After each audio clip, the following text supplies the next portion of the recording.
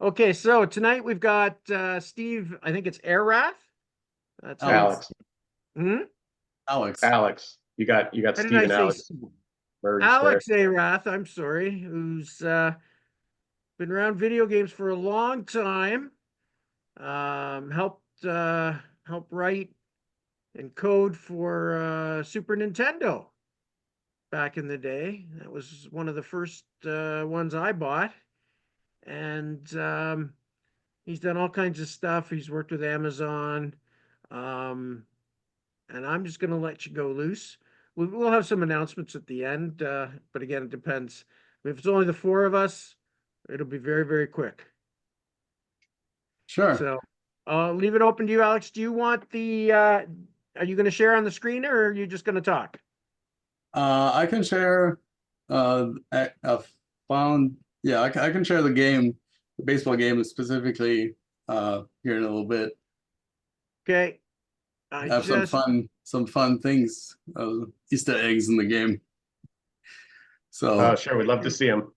I don't think anyone found one in particular, but so yeah. So let's see. So a little bit about myself. I at age 12, I decided I wanted to make video games, and specifically in California because Electronic Arts was kind of a thing back then. I had a Commodore 64. TI-99 was my first computer, and I was like, okay, I want to go to California and make games. Then when I was 20, I came to California. When I was 22, I started making games. And it wasn't long thereafter that I started working on ESPN Baseball Tonight for the Super Nintendo. The first two games were for the Atari Lynx, then Kawasaki Caribbean Challenge, also for the Super Nintendo, and then the ESPN Baseball Tonight game. This was before PlayStation, so the game was actually made for Sony ImageSoft, which then would turn into Sony San Diego and everything that came out of PSN, Sony Online, etc., kind of thing. But very quickly came to realize what happens if you put a German on a baseball game. Well, foul ball is decided as soon as the ball leaves the bat. That's one thing about the ESPN Baseball Tonight for Super Nintendo specifically. It'll call foul ball straight away because I don't know how the rules are. It just kind of, went by what my best guesses were and whatnot. So that's one fun little fact. But I think what set the game apart visually was the rotoscoping technique that we used at the time being. So instead of like nowadays, everything is 3D and polygons and whatnot. Back then, we just had 2D sprites. So we had to, figure out a clever way to make the game still look really good. And a common technique was what's called rotoscoping, where they take an actor, they take the animation or film them against like a green screen or blue screen, whatever, and then they just take the outline of the animation. So basically, just like the shadow or silhouette, if you will, of that animation, and have just like a sequence of the silhouettes. And then you have an artist that by hand paints in each frame and fills in the silhouette basically. But by taking the silhouette as a guide for artists to fill in the colors, it makes for very fluid and realistic animations because they're not generated from scratch, but they have a reference point, the silhouette. So that's kind of what set it apart a little bit, and then we gave it that into the field 3D kind of look by scaling the sprites as they went into the distance. So it actually wasn't too bad looking. Gameplay, there's mixed reviews. Some reviews kind of tore it apart. Other reviews were kind of friendlier, but it was definitely a journey. It was my fourth video game overall. Ton of fun working on it. Worked on it with the Genesis developer. So I was working on the Super Nintendo version while another programmer, Russell Shanks, who used to be VP of Sony Online, um, he was working on the Genesis version, and then John Smedley, uh, you may have heard of him. He he was basically president of Sony Online Entertainment back then. But so we all worked on that thing, and it was, I think it was it that game? Oh no, it was the game before, when I went to a CES, Consumer Electronics Show, before E3, where that was the way to show your game kind of thing. And I still remember taking not this particular game, but just for frame of reference, the kind of crazy things we did back then. I drove the ROM to CES because I was still working on it the night before. So I drove it to CES, slept on the floor of the hotel room that was split with 6 other guys, and didn't even get reimbursed the gas money. So those were like the good old days kind of thing, where it's like, oh, I'm making a game. So yeah, let me what do you think? Should I show a little bit of the actual game in a screen share? Sure. Yeah, go for it. All right. Let me let's see. Here. Okay, can you see this? Yeah, we can see it. Yes. All right, cool. So let me see if how it works across Zoom. So you can see it was Sony Electronic Publishing. Got the music. The quality of the game, I think, was actually pretty good. And it'll just let it go. It'll go into demo mode.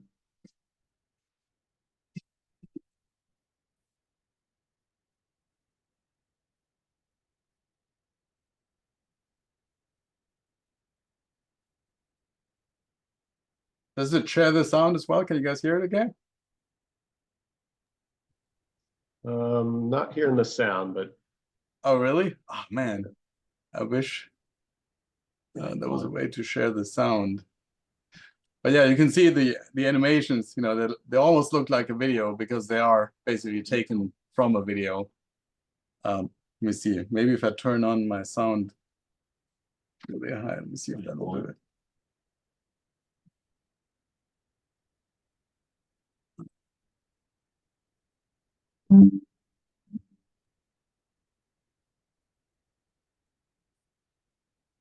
Can you hear that now? Hey, Alex, you generally have to set up the sound when you start sharing your screen. Okay. Let's see how to do that. Oh, come on, Zoom. There it goes. One participant, share time, advanced sharing options. Yeah, it doesn't show anything about sound for sharing. Well, and you guys didn't hear it because I cranked up the sound really loud. So in my office, it's like super loud, but there was nothing coming across. no, I wasn't hearing it. I don't know if anybody else was. No, nothing at all. Okay. Yeah, I think it's Zoom filtering, trying to filter out Yeah. background noise. Are you just playing a video, or are you playing the game Playing the actual game. on a I mean- machine? What machine are you playing it on? PC. Okay. Yeah, okay. So yeah, I know that Zoom has some weird issues with Unity sharing audio sometimes, so it might just be the way the audio is being played from that simulator. Yep, that could be. And now it just lost my window completely. Oh, come on, Zoom.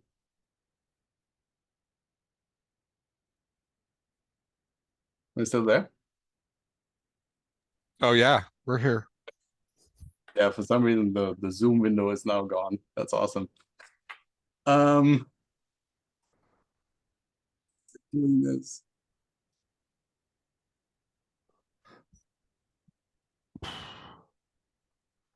This is brutal.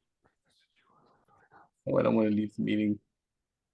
So it's telling me to join a meeting, and if I close it, it wants to quit. That's bizarre.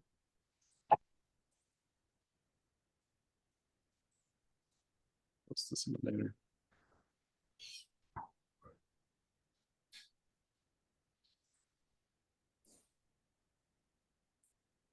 Yeah, Nice. I think I can't get the window back. That's awesome. Oh no, here it is. Tiny. That's awesome. Come on. There we go. Okay, now I got you guys back. So let me do a play-by-play then. Unintended. And then we can. You just have to imagine the wonderful ESPN music and Dan Patrick.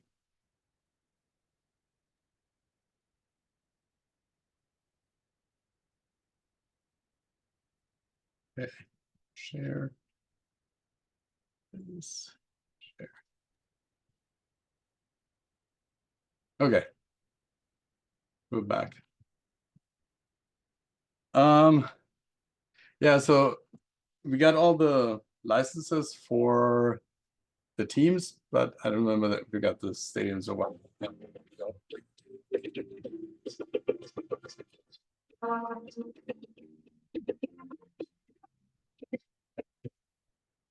Oh, yeah, we got the National League, but not the American League. It's like all the different teams. Hello once again, everybody. I'm Chris Berman. Hello, Welcome to once ESPN again, Baseball Welcome to tonight. ESPN Baseball It tonight. looks like it's going to be a great game. So Yeah, we these can ba- hear it now. Okay, I can hear it now anyway. cool. Yep. Were you able to hear the music too, or just the announcer? Just the announcer. Okay, so it filtered out the music. Yeah, that was Chris Berman. And we actually, during filming of Chris Berman, we caught him flipping off the camera at one point. I was going to ask if you interacted with with either Chris or Dan or any of the other, the on-air personalities with ESPN or not. Yeah, I wasn't there doing the recording, but oh wow, what happened there? The people that were there caught him flipping off the camera apparently. Look at the input configuration. Was it CVXC? Oh, it's just a penetrant gas space, enter. Let's see. Oh yeah, and then fun fact, I don't know if I can do it. Oh, come on. You can actually make it crash with of course when I want to, it won't work.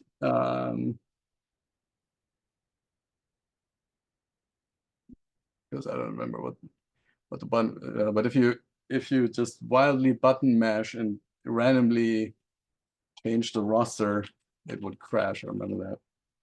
Say, Alex, quick question. I see you're referencing the players by number. Is that because the player names were not licensed? Yeah, exactly. We only had the National League. I don't even think we had the American League for the teams. Okay, let's see.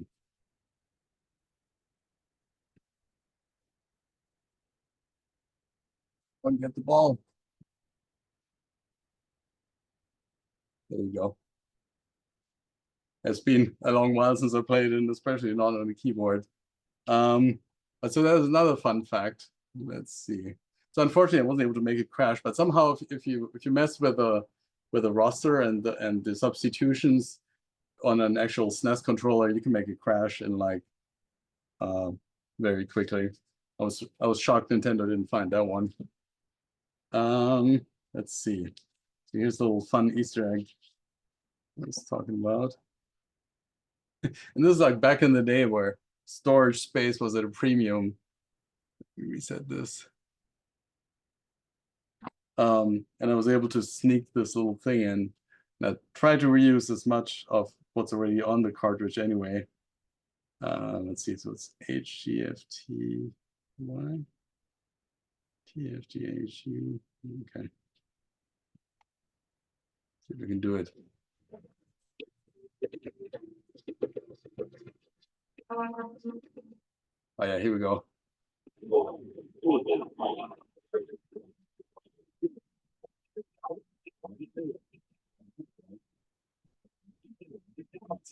So what was the key combination or the button combination to get that to appear? That is ABYX left shoulder button, XYBA, right shoulder button, ABYX, start. On controller 2, before the menu screen goes blue. Okay, When the music starts, you have to start entering it on controller 2, and you have to be finished with it before the screen goes blue. And then you, gotcha. my mugshot when I had long hair and a mustache. Right. Oh yeah, managed to sneak that one in. I don't think anyone ever found it. I leaked it one time, long time ago. Oh yeah, there you go. Yeah, there's a long tradition of those Easter eggs going back to Yeah. well, I know at least back to Adventure on the Atari 2600 with the programmer's name in there and the secret room. But that's pretty neat that you snuck one in there. Yeah. Back in the day. And there we So go. if you knew whatever season this came out, what, 1993, 94, I think. Yeah, 94, I think. Right. So if you knew the player number and their stats, you could figure out who these guys were. You just Yes, exactly. you couldn't use their names.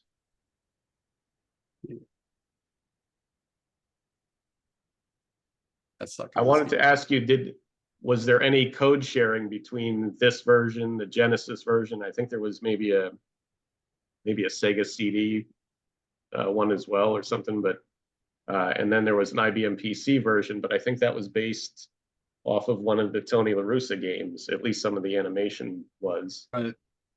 Yeah, we now there was no code sharing for this game, but then when we worked on, so the same team then worked on ESPN National Hockey Night, where we actually did use some early version of C that we could share between Genesis, some of the AI between the Genesis and the Super Nintendo, but this thing, 2 versions from scratch pretty much. Same with the commentary and animations, all of that, the music, it's all per done per system, I guess. Well, we used the same source and then transformed it for Super Nintendo and for Genesis. Okay. We had like a sprite cutter that would cut the sprites up for each platform. So I'm not really familiar with these games. To what extent? I mean, obviously the person playing them and their skill using the controller dictated a lot of the play, but to what extent were the players that are represented there, are their skills different based on how they played in real life? I think it was pretty much down to the hitting, the hitting averages. So basically we used whatever stats we could to kind of skew the random number generator to reflect what their stats were. That was about it. But there was no characteristics of individual players. It was just the randomness averages based on their stats. Like how often would they hit, how often would they bunt, that kind of thing. Yeah. And I don't even know if we did.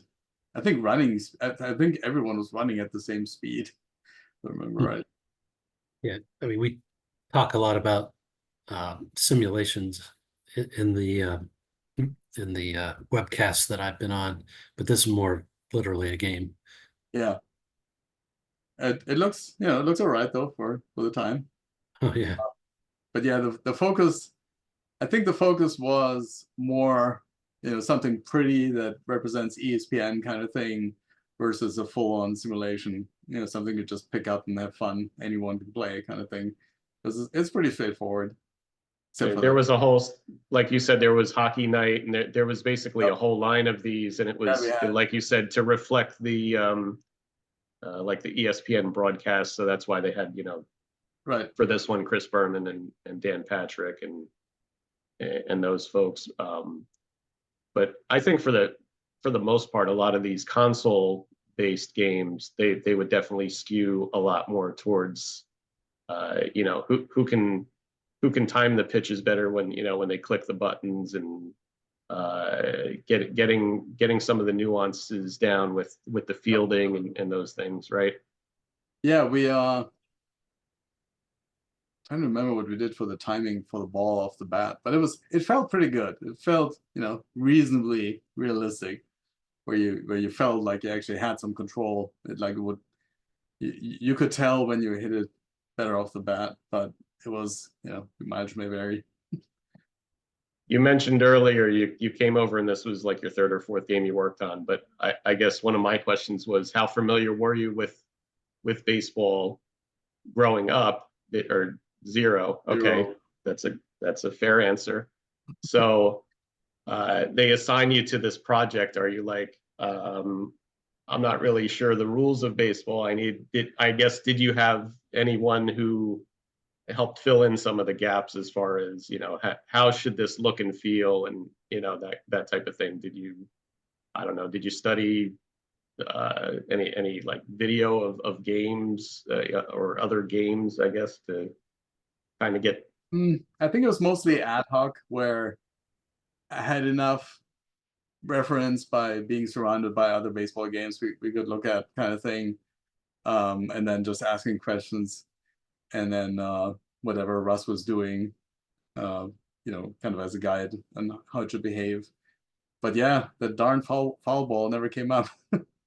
So And you worked with look you up on Moby Games. You were with the Park Place Productions side Correct. of this, right? There was Sony ImageSoft, Yep. Park Place, obviously the folks at ESPN, and Yep. I know Stormfront did the PC version. Stormfront Studios was involved with that one. So, but I guess my other question is, the majority of the folks that you worked with were at Park Place, so you were familiar with like the guys that were doing the animation and the graphics and the music and things, right? Yeah, it was all inside Park Place, until right before it was finished. Then Sony decided to start up their own thing, and they hired like 30 people from Park Place, including myself, to start Sony of San Diego, and then everything that came out of it, which that was interesting, obviously. I was going to ask you about the number of folks that are working on a specific game when you got into the industry, right, versus now. Is it more? Is it less? Or I guess I know at some point I saw that certain companies started off really small, and then the next thing, within a year or two, they were up to 200-300 people, and So with Park Place's story, they kind of started literally 2 guys and $5,000 on a credit card, and then they grew to the largest independent developer in the United States. I think it was around 120-ish people or so at the time, in just 4 to 5 years or so. But it was pretty much one programmer per game kind of thing, back in the day when we could still do that. But I mean, there was some support. For the most part, you get like hardware manuals, you get an assembler, and you get some real basic core libraries. Everything else, you just have to go and get it working somehow, which was very daunting. But that's what back then it was Mountain Dew, Snickers, a pack of cigarettes, and a pot of coffee was all about. I mean, that was literally my diet back then. It would actually let me smoke at the office. It was kind of nice. Not at Park Place, but then at Sony. Or actually, no, it was before Park Place, when I was working for John Smedley and Night Technologies, which was like a tiny outfit. When I was working on Tower Links games, and I was just smoking the night away, drinking Snickers, drinking Mountain Dew, eating Snickers, and a lot of coffee, getting games done. When you're assigned a project like this, is there generally a deadline as far as like, this needs to be done in 6 months, this needs to be released by a certain date so it's available for the holiday season? I guess, how was all that determined? Yeah, so they definitely had release dates, and either you make it or you don't. But no matter what, you'll be crunching several months before release date just to make sure that you can make it. And back in the day, I think we more often than not at least got close to making it. The big challenge then was there was no CD, so you had one ROM. It gets burned 500,000 units, and it better be bug-free. Well, bug-free, which is why Nintendo, since they had their stamp of approval on it too, they would test it for a few weeks, and then you would hear back, yep, it passes, or nope, it doesn't pass. And there wasn't much feedback. It was basically like, nope, it crashes, bye. You're like, okay, wait, what? And then you try to figure out what crashed, and they were nice enough to give you the hardware version. And in the case of Super Nintendo, the version 1 of the Super Nintendo had a hardware bug. There was some piece of the hardware, I forget what it was, that was buggy basically. And if you weren't careful, your code would crash, but only on version 1. So it was basically a hardware feature that therefore you could not use at all. So they might as well not have fixed it, but they did fix it in other revisions. But you couldn't use it because you weren't allowed to crash on version 1. And so sometimes we'd make a game and it would crash on version 1, and then it's like, okay, everyone go home, bring in their Super Nintendo, let's see what versions we got. We need a version 1 somewhere, that kind of thing. So it was pretty hardcore. So at some point you start coding games for other systems, or I'm assuming you've done some PC games. When you have a console, you have, like you said, there's version 1 or version 2, but generally it's pretty specific, like this is the system, right? Right. When you start doing PC games, you have all these variants with, different sound cards and GPU and well, I guess how do you even begin to account for all of that? And oh, well, it runs on 95% of the machines, but it crashes on this, these other 5% with this obscure, configuration. Buy all the motherboards, graphics cards, and sound cards you can, and set up a testing department. That's about it. Is there specific coding that you do to code around, or you code, I guess, do you code for specific cards at some point, or not exactly? Well, so nowadays it's a little bit easier because a lot of it is abstracted by drivers, and you just query the driver and say like, hey, is this available? Yes, no, and then you do one thing or the other. But back then it was literally, Sound Blaster had this driver, and then the CMS card had this other driver. So you had to specifically, there was no standard, so to speak. It was literally, okay, read the hardware docs for this particular sound card. And by the way, they have a better sound card where you have more RAM. And so, okay, how do you make use of that? Or maybe you don't. It was pretty crazy back then, which is why DirectX eventually kind of took over and abstracted all that stuff away because it was just unmaintainable. So now all the hardware manufacturers are responsible for updating their drivers, making sure that they adhere to the standards. And the other advantage with PC is that if it doesn't work on day 1, you can patch it. Well, back in the day, not as much because you'd have to send out a new floppy disk.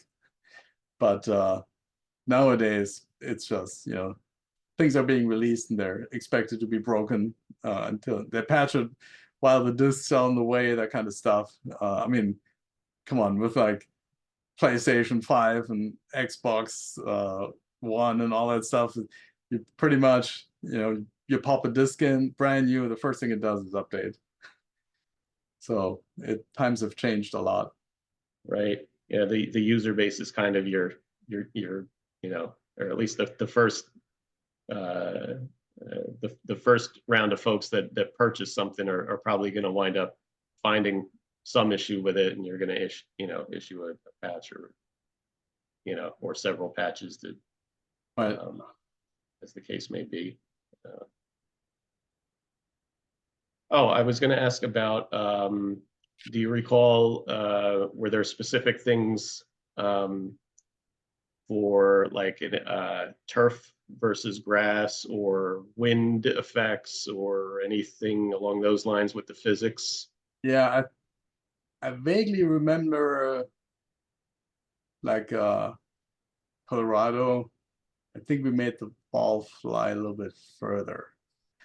I don't 100% remember though, but I do remember having conversations around, well, especially Denver, because it's like the air is thinner and you can actually, balls do go further. It's a fact. Right. But beyond that, can't remember if we had wind or not. I mean, it'd be something fairly trivial to simulate. But yeah, I don't remember if we went to that extent. We definitely had conversations around it. I don't remember that much. Did you gain any appreciation for the game baseball itself, having programmed it, or it's just Um, so yeah, it was, well, the sense of pride, because it was my second Super Nintendo game ever, and it was actually released as well. But also just getting a lot more knowledge about baseball. And I think it was right around the time when we went to a baseball game. I can't remember if it may have been through Park Place that they took us to a game or whatnot. And I quickly discovered it's like, oh, this is actually kind of cool. You just kick back and drink beer all day. This is baseball. Welcome. That works for me.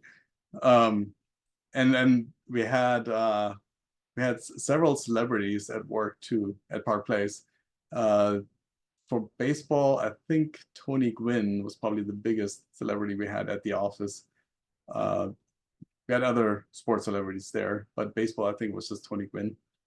But that was interesting to see him, because when you see people in person on TV, they look so much bigger, and then you see them in person, you're like, oh wow, this little dude, really? But yeah, I mean, he was a big hitter. It was very humbling to meet him in person. Oh, another cool thing we kind of prototyped. So does anyone on the call remember the old golf simulators where you shoot the ball into the screen and then it continues the trajectory, as it hits the screen? They had them like huge set up back in the day. People would wait in line for a long time at a trade show for that. Yeah. But so we experimented with that and we're like, well, we can use this as a pitching simulator, because you just use a baseball and shoot the baseball into the screen, and then you have a simulation and figure out how the trajectory should continue. And we actually built a prototype of that. That was kind of fun. And it also measured your ball speed. It was just an array of like light beams and sensors, so it could detect where the ball was, and then it had a second array right behind it, maybe a foot or so behind it. Same thing. So you would end up with two 3D positions of where the ball was and the timestamp in between, and then it will tell you the trajectory. And then furthermore, it would hit the screen, and the way it bounces off, if there's spin on the ball, it would bounce off in a different way. So you could kind of compute the spin on the ball as well, and have a fairly accurate simulation. But it would also tell you the speed at which you were pitching, and that's when you can find out how much you sucked. Like 20 miles an hour is already hard to throw at 20 miles an hour. So you see these guys at like 100 miles an hour fastballs, like, whoa, wait, what just happened? It's pretty crazy. So, but yeah, that was a fun fact, that little baseball pitching simulator, and the things I learned from that.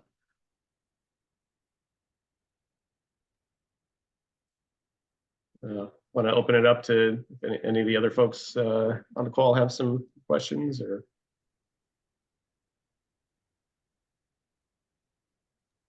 What are you doing these days? So 3 years ago, I started working for Roblox. So to answer the question about different hardware devices and whatnot, give you a sense of the scale that we're working with. When we push a change, it goes live.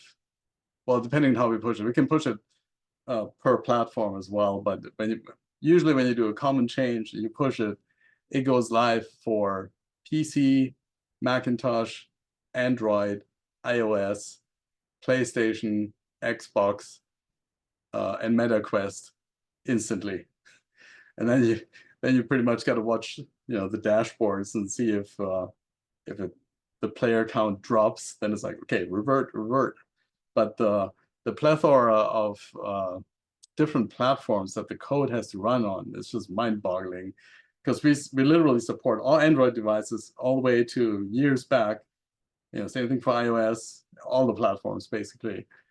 Tablets, if you a lot of the user base is like kids hand-me-down tablets kind of thing, and they expect Roblox to run, and we make sure that it does, kind of thing. And that's been super exciting. So the focus is really to kind of democratize game making, kind of like how YouTube democratized video making and publishing. It's very synonymous with what Roblox does with 3D experiences, where you can you download the editor. It's like less than a minute process to download the editor. You're in the editor. You can download, or you can start with an example template. Takes a few seconds. You do whatever you want in the template. You click publish. As soon as you click publish, it's out on all the platforms that I just mentioned within seconds. So it's very, very powerful and very, very low threshold to publish games on multiple platforms. We provide all the multiplayer servers, everything. You'll never pay a dime for it as a developer or creator. And even as a user, if you don't want to pay, if you don't, it's up to the creators what premium content or whatnot they want.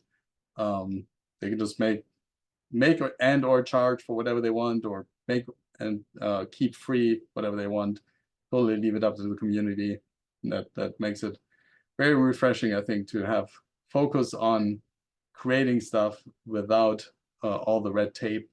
Xbox, PlayStation, super hard to get a game out. But in Roblox, you just make the game and publish it. There you go. What kind of support, or I guess how many folks are like, just a ballpark figure on the back end supporting that, and how many servers do you need to run? I'm sure they're located all over, right? Probably all over the world, right? So yeah.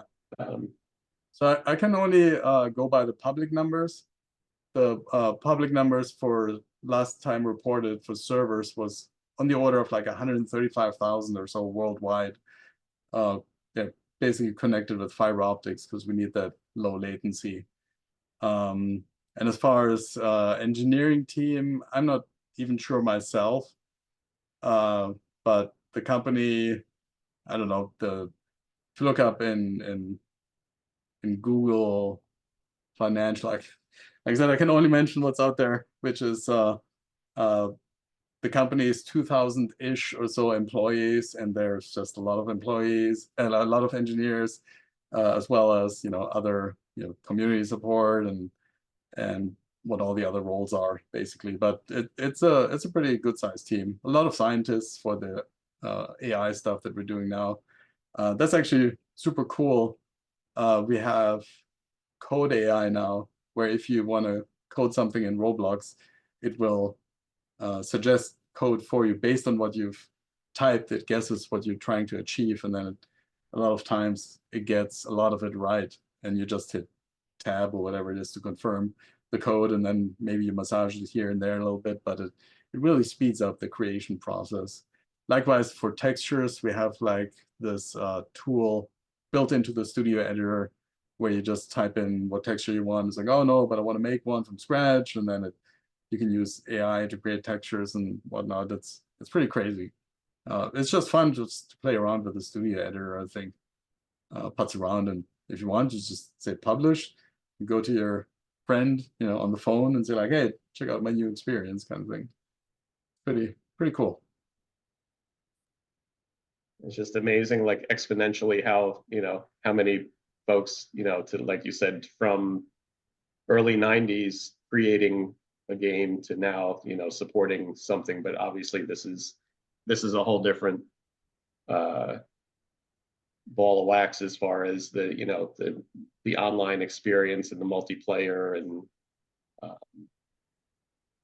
I guess you have the option to join Roblox in such a different variety of places. There's not a there's everything is cross-play too, so that's kind of cool. So somebody could be on the Meta Quest playing with somebody on their phone, with somebody on the PlayStation or Xbox. So it's pretty neat. I myself didn't have a lot of experience with Roblox when I started, but I'm just utterly impressed with what they've built. It's pretty amazing. So I don't know if you want to just fill in the gaps between your Park Place and the Roblox stuff. What did you work in between? Sure. So I did some ESPN National Hockey Night. I worked, finished that one, and after that, I kind of got tired of working overtime, and I was thinking to myself, if I work this much overtime, I might as well start my own thing. So I did exactly that for about 3.5 years or so, mostly gun for hire kind of thing. And after about 3.5 years or so, I worked on the Super Nintendo Lobo game, which was a fighting game by Ocean of America.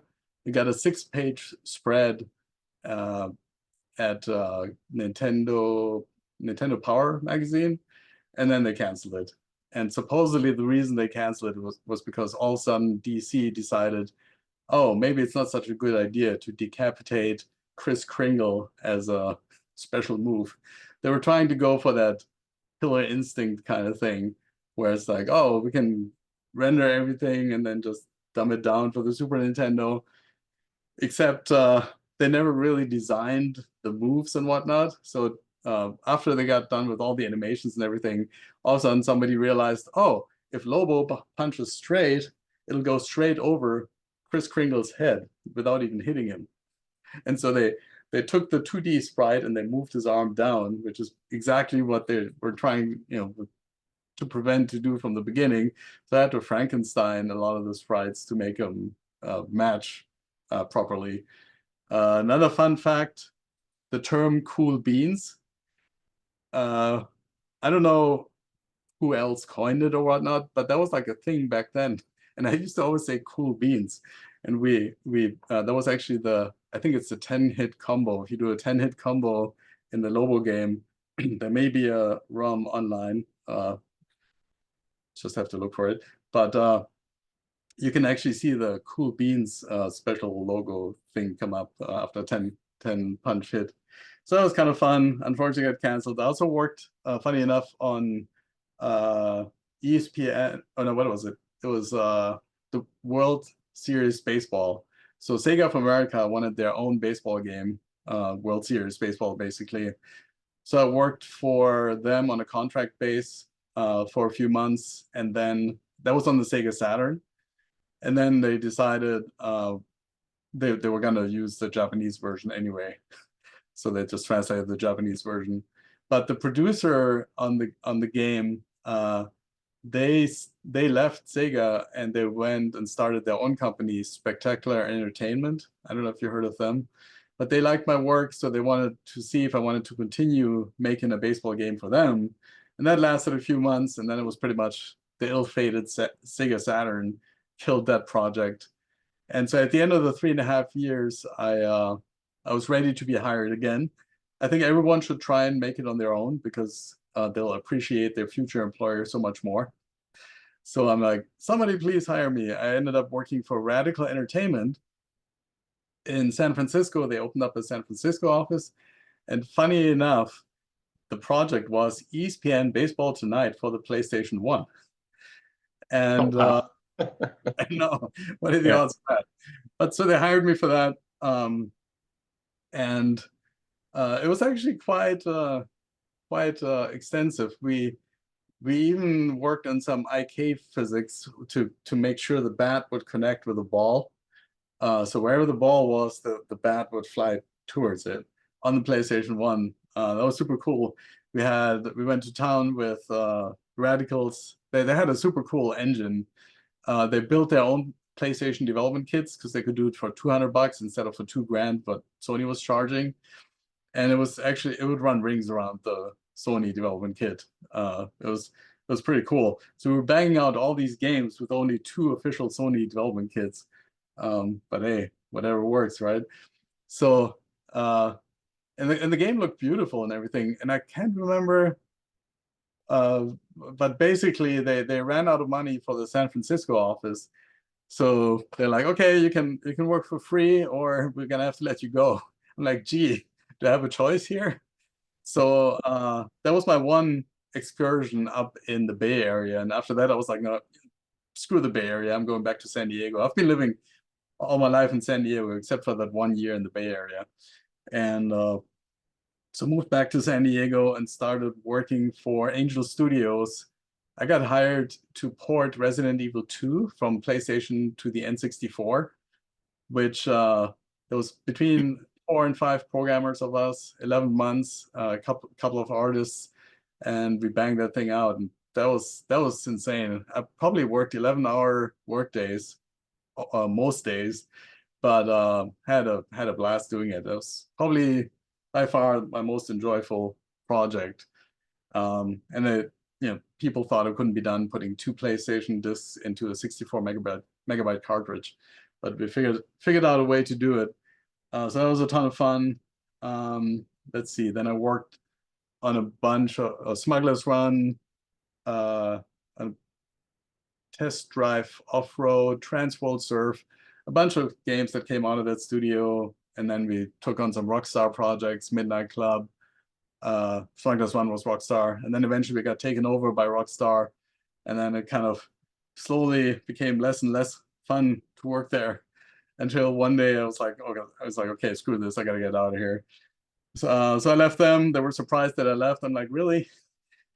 Anyway, it was a different story. I worked on a launch title, table tennis. Rockstar Presents Table Tennis. That was a ton of fun too, and yeah, so that was another highlight. We're having worked on an Xbox launch title that came out 6 months after the Xbox came out, but it was hey, it was pretty close. We got it done.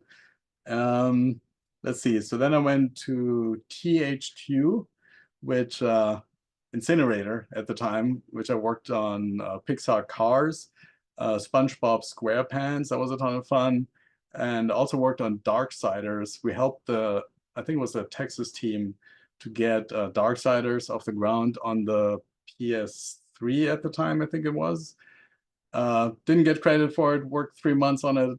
They didn't give any of us credit. That was kind of like, a big thing in the game industry. Oh, we don't give credit for whatever reason. Some companies would go as far as taking people out of the credits. I'm like, wow, you're spending more work for an artist to take out a name for something that somebody did, and now you just try to erase it, rewrite history. I don't know. I never got that. That's kind of crazy to me. So then Incinerator was no longer. So I went to THQ. What was it? I think it was just called THQ San Diego. Maybe we worked on the WWE title, but that was just pure stereotypical game development, and at 8 months I was like, okay, no, this is it, I'm leaving the games industry.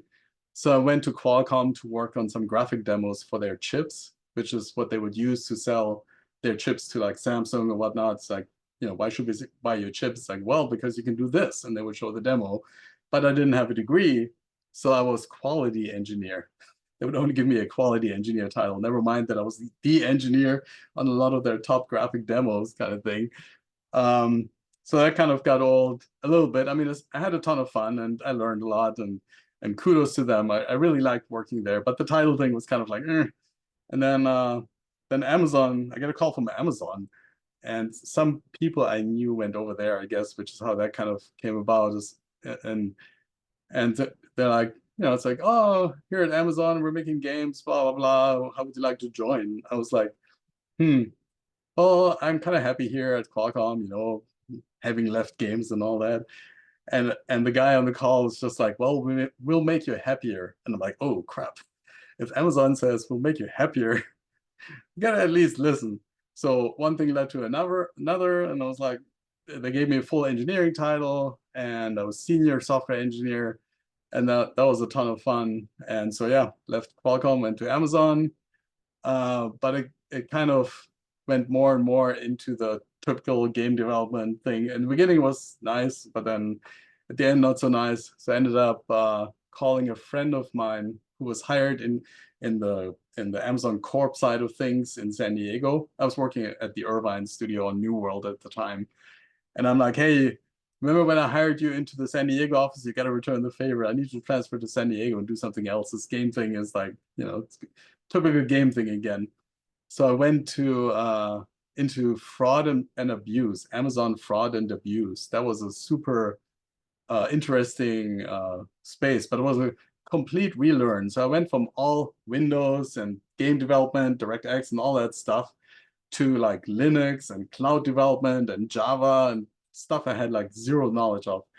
I never learned that much in my life. Then joining that team, was there for 4 years or so, in between a quick detour with the startup, also in like cloud space.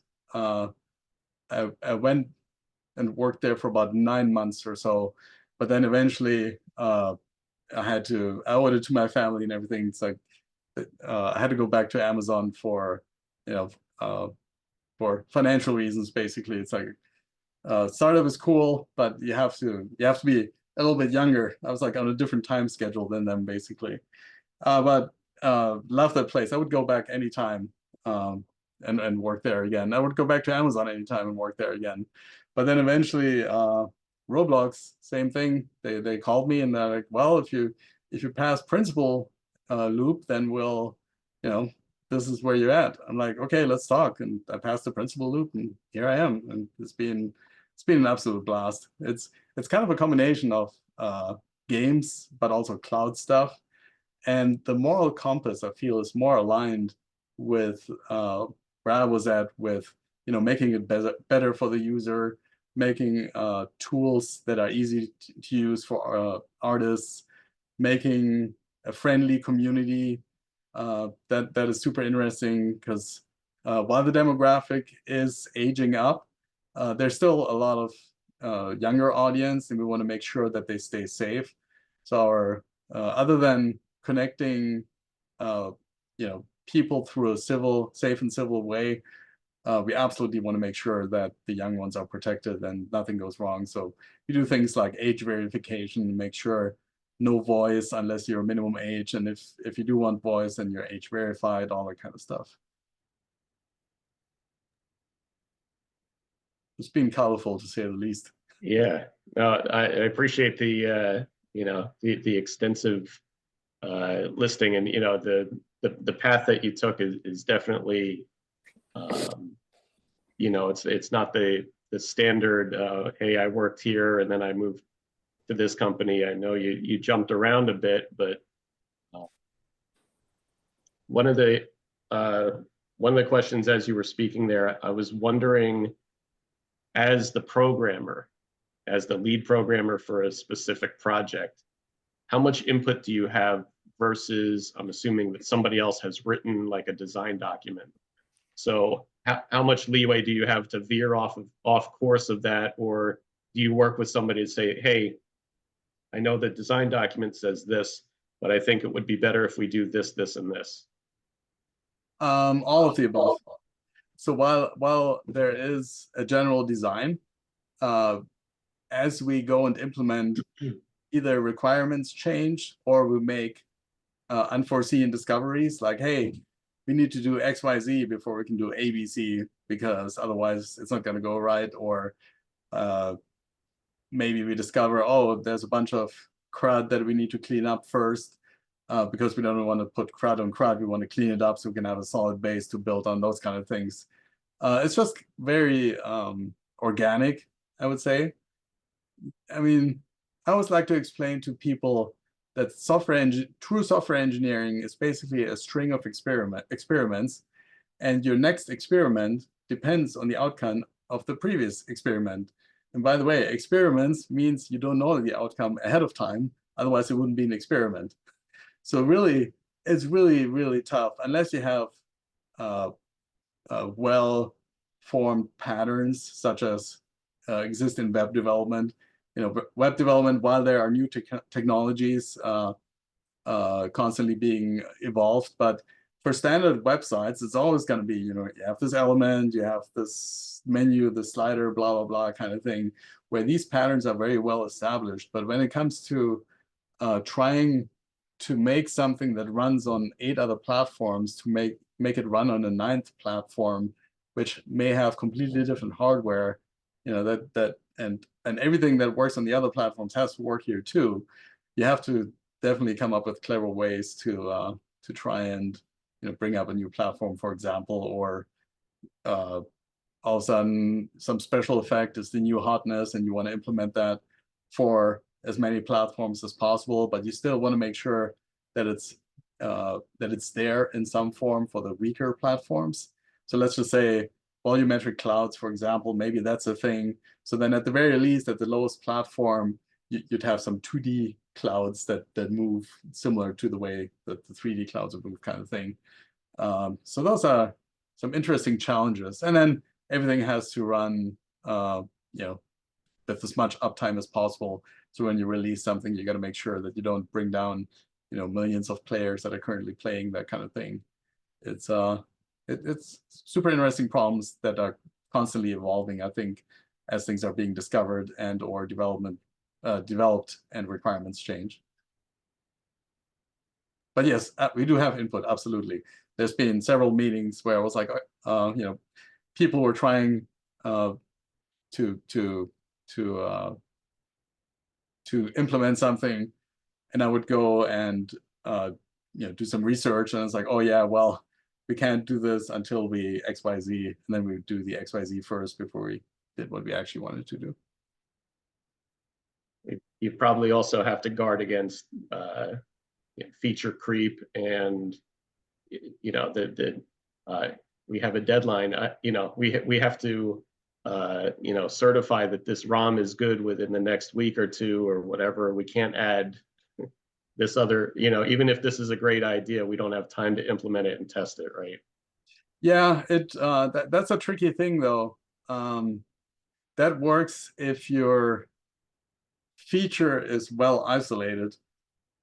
But if it's something in the engine and you try to release it and it turns out like this one experience on this one platform doesn't work with a new feature, then it becomes a very complicated web of prerequisites to be able to launch a feature, which can then easily push it out another week or two or what have you. The nice thing is, while we do have general release windows, sometimes if it's discovered last minute, oh, this one will break such and such experience, we'll just delay it by a week or two, put in a fix, and then release it a week later, because we're a live service. We release updates every week.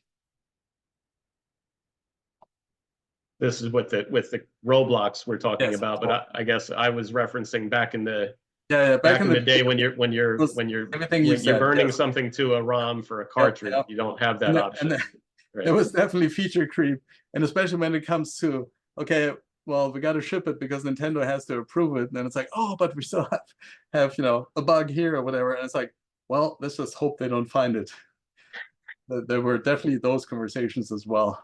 Sure. Because it's like weeks for every time you try, and 10, 20, or 30 grand that you have to pay Nintendo for checking again, kind of thing. Definitely. Or whether it's cartridge or burning to a CD or, Yes. I guess to floppy as well, Yep. Whereas now you release the update, and like you said, you can either revert, you could send out ship, another update. So you can ship a disk with a little bootloader, and then it just downloads the whole thing. At least for consoles. Yeah, yep. Exactly. Yeah, it's pretty crazy. Yep. All right. Well, I'm gonna pause here and see if anybody else has any other questions. I do. Nice to meet you. I'm sorry I was late coming in. Maybe you've talked about this already, but I just wanted to show you my copy. I've got it here. Nice. One of my favorite things about the game was that there was a home run derby mode. Yes. And I don't know the first thing about programming games. Maybe you guys do. I know Derek does for sure. What is the process for coming up with like a second feature like that? Are you told that that's something that you guys need to do, or is that something you thought of? So back then, I think most of it was came from the client. So in that case, Sony, the client producer, and the internal producer. They would come up with a lot of the ideas. Every now and again, a programmer would be like, so for example, with Kawasaki Caribbean Challenge, they didn't have a radar map. When I took the project over, it was started by someone else. I took the project over, and I'm like, oh, wouldn't it be cool to have like a little radar map? And so I just implemented one in a day or two, and everybody loved it, and that's how the game shipped. So it really depends. But I think the bigger features are usually, at least back then, came from the producers, whether it be the in-house or the client producer. And was there any discussion of maybe having some vocal aspect of it rather than just Chris Berman saying back, back, back, back, back? I heard that, I don't know, 1,000,000 times this summer that I played the heck out of the game. Oh. So Storage space. It's all about storage space. yeah. Those sounds were expensive. So you just Especially- kind of mentioned shipping with bugs. Is there anything in the game that we should know about? Yeah. If you do, you know how you can swap players in the roster selection? Just kind of button mash, like go up, down, and keep press the replace player button, and it'll crash Nice. very quickly. All right. Thanks. I appreciate you answering my questions. Sure. Thank you. Hey, John, we spoke about Easter eggs earlier as well. There's an Easter egg with Alex's, you can bring up Alex's photo within the game. If you do a certain button sequence during the intro. Yeah, it's ABYX, left shoulder button. So it's basically a circle. Then XYBA, right shoulder button, ABYX, same circle as the first one, and then the start button. And if you do, but you have to do it before the main menu turns blue. And you have to do it on control port 2. Wow. Okay. So control port 2, wait till the music starts and the menu comes up, and then you do on controller 2, you do ABYX, L, XYBAR, ABYX, start button. And then you can see my mugshot. And Nice. play back all the sound effects randomly. And then if you press another button, it goes back to normal mode. But that was Very pretty cool. And oh yeah, in Kawasaki Caribbean Challenge, that was funny too. Because I was thinking, how can I get my face on Kawasaki Caribbean Challenge? And they had like this victory page, which was basically a newspaper with a bunch of faces, and it just cut out my face and stuck it onto one of the people in the newspaper, and boom, there it was. That's funny too. I guess I think originally that was, back in the early Atari days, that was kind of frowned upon, but I'm guessing by the time you did this in the early to mid 90s, it wasn't a big deal, right? It's still very much frowned upon.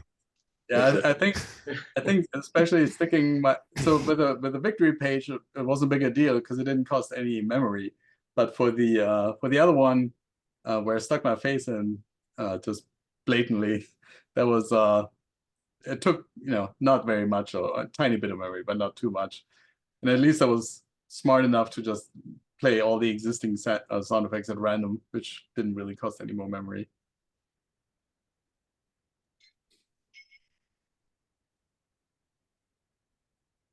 All right, guys, got any other questions?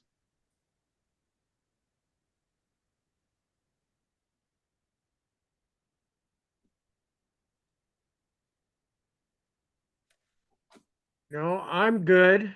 It's great to listen to Alex talk about all Nice kinds of end. stuff and jumping from this project to the other project, and I'm sure that's pretty consistent in the gaming world.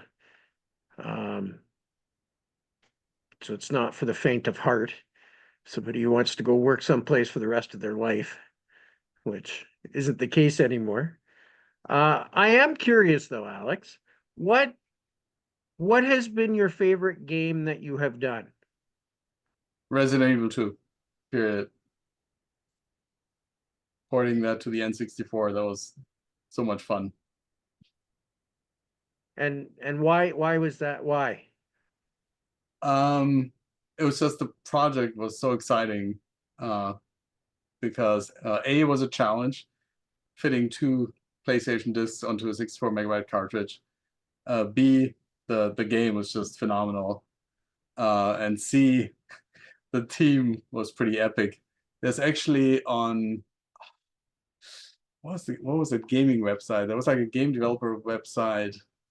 I think if you Google Alex Ehrath, Resident Evil 2, N64 or something, and Angel Studios maybe, it'll come up with some game dev website. What was the name of it? I forget. That has like a little blurb about our team that was written by one of our team members.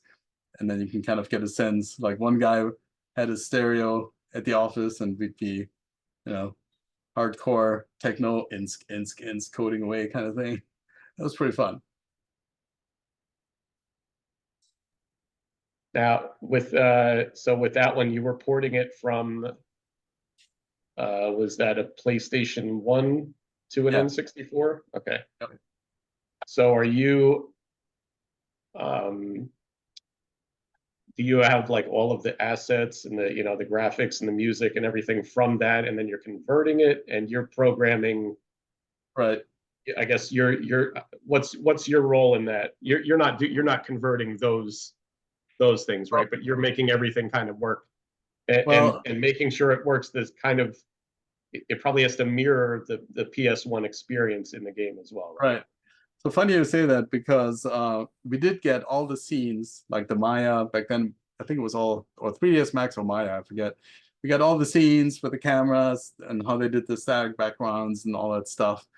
But the big challenge was to try and figure out, what scenes, because they were literally just 3D model scenes with everything modeled, which ones would map to which picture on the disk. Try and figure that out, with like gigabytes of data. It was basically a non-starter. We did, however, hand port the 3D models from the source to whatever we needed for the N64. But everything else, the static backgrounds and whatnot, I told the team, I was like, hey, look, let's just use the production disks. We'll pull out all the assets.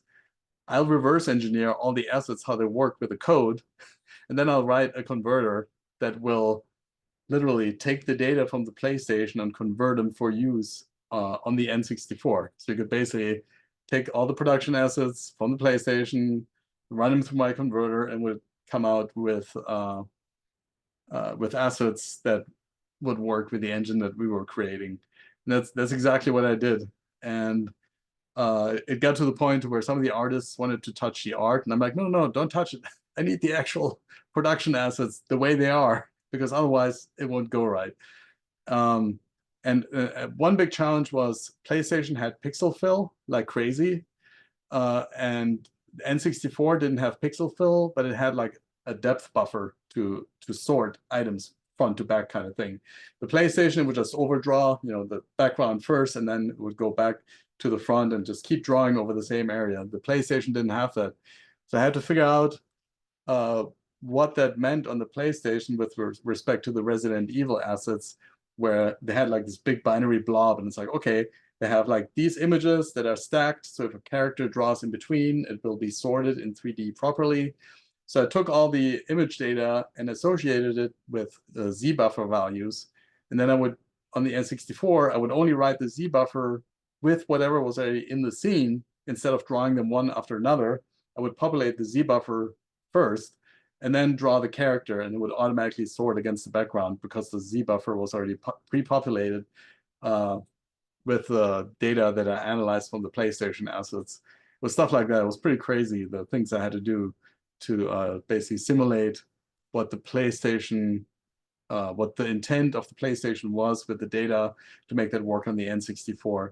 And to make matters worse, sometimes they would overdraw to hide things. So for example, the broken wall when one of the monsters comes through was overdrawn by an intact wall, and then when the guy broke through, they would just turn the sprite off, and boom, there's the broken wall. And on the N64, I would only have the Z buffer, but there was no color data. And it took me a while to figure out, it's like, oh, maybe they do use the color data for hiding things. And sure enough, that's what it was. So I had to do like a special case for a few scenes and change my converter basically to where I could mark certain things. Oh, maybe I need the color and not just the depth value, and was able to fix that. But that was yeah, it was challenging. It was a lot of fun. I just thought of something as you were speaking.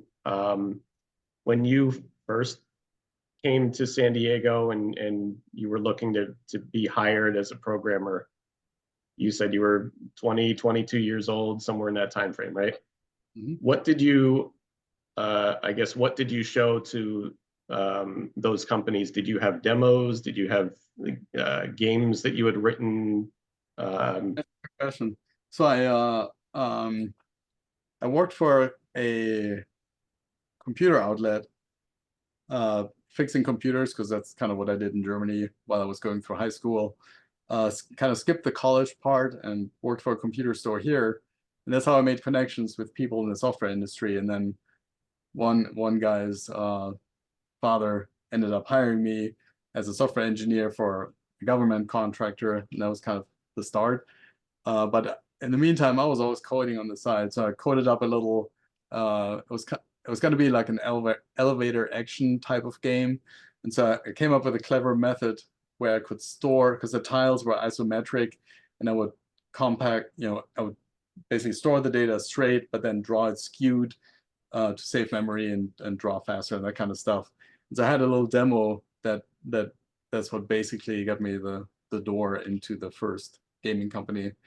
But the thing is, I had to be tenacious. Literally for like 2 weeks, almost every day, I was bugging them.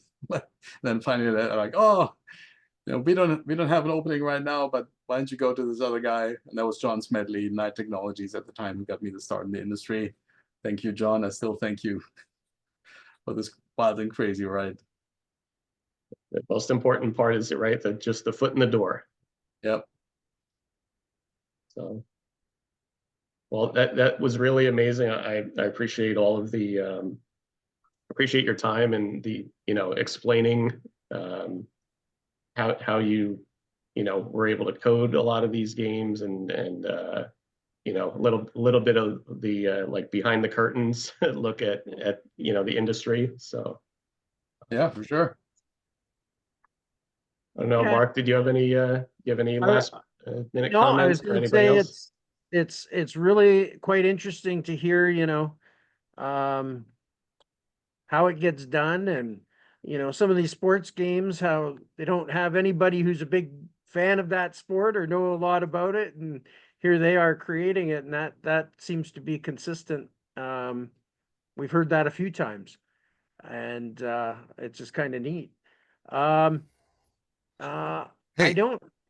I want to mention something about that because I used to work at 2K Sports, right? And we did baseball and hockey there, Sure. right? Yep. And the people on the baseball team and the people on the hockey team, they were very, very much into the sport there. That was the culture. Yeah, Okay. 2K, they're pretty hardcore. Yeah. Sports guys, yeah. Well, that's good to know. I just thought I might throw that in there. Yeah. So yeah, we gotta wrap things up here. Just a few announcements. Our November meeting, I believe, is November 17th. No, 19th. 19th, I November, think. Yeah. yeah, November 19th. That's a Tuesday. And we're meeting with Jeff Wolfram, is it? Glenn Wolfram. Glenn.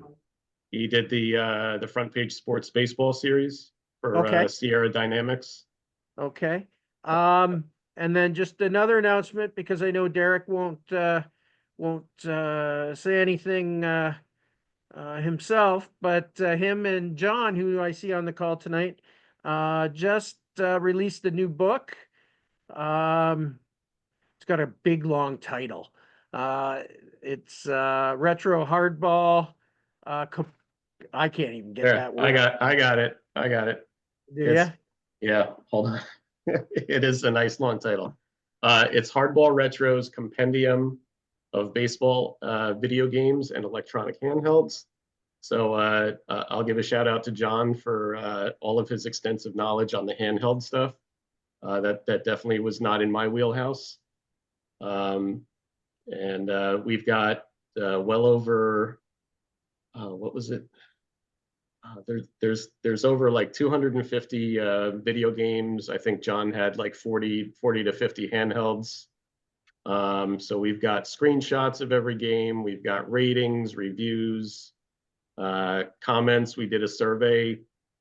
About 75 folks answered our survey, and they gave their comments and ratings for the various games. And then we have interviews with a number of folks who they're kind of pioneers in the industry as well. So Yeah, that's where I've started. I wanted to see what they had to say first. I will go read the rest of it, John. Don't worry. A lot of interesting although if I nuggets put in it there. in order to all the baseball books I've bought at all the SABR conventions, I might get to it by about 2064. So, Well, my cousin told me it takes him about 3 years to read a book. I told him, but this one has pictures, so you'll love it. yeah, that's a good thing in it. But yeah, I'm doing the shameless plug for John and Derek. It's worth picking up if you like the games and stuff and wondering about some of the I think the interviews are really cool too. And it brings you back for many of the people here, it takes you back to your childhood. Which Yeah, is it covers 50 years worth of games, so we're going back to 1975, 76 through through all the current stuff. So I don't want to admit I was alive 50 years ago plus, because then I feel old. Okay, guys, thanks for coming out tonight. Probably, I'm guessing we'll get a few more because I'm guessing by November 17th, the World Series will be done. And hopefully it does not go through New York. I'll San Diego. take San Diego. Anybody but the Yankees. There you go. So anyway, I'm going to watch a little bit tonight, although we have an election in our province coming up next week, and they've got it's going to be a close one, and they've got the leaders debate. So that's coming up shortly, and I should probably watch it to see where I'm going to throw my vote, because the politics here in British Columbia are much different than they are in Ontario. And in Canada, we usually have at least three main parties. In British Columbia, we only have two, not unlike a lot of the US. I mean, there's some other fringe candidates, but I'm not impressed with either in my local area, so I'll have to see. Okay, folks, that'll be a wrap, and we'll see you in about a month. All right. thanks for Thanks. coming on, Alex. Appreciate Thanks, it. everybody. Thanks, Thanks, guys. Alex. Thanks. All right. Good night. Good night. Thanks, that was fun.